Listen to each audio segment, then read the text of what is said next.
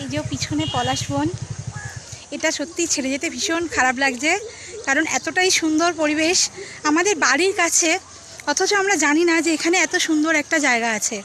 মানে এখানে বেশি না 2 ঘন্টা সময়ের জন্য এলেও মনটা ভীষণ ভালো হয়ে যাবে, এটুকু বলতে পারি। তাই যারা বেলুড়ের কাছাকাছি আছো, আমি তাদের সবার উদ্দেশ্যে বলবো, শুধু বেলুড় কেন, হিনমটর, উত্তরপাড়া, শ্রীরামপুর, সব জায়গায় যে সমস্ত লোকের বন্ধুরা আছে আমার ফ্রেন্ড লিস্টে যারা আছে, তাদের সবাইকে বলবো যে তারা অবশ্যই বেলুড়ের এটাই পলাশবনটায় ঘুরে যেও।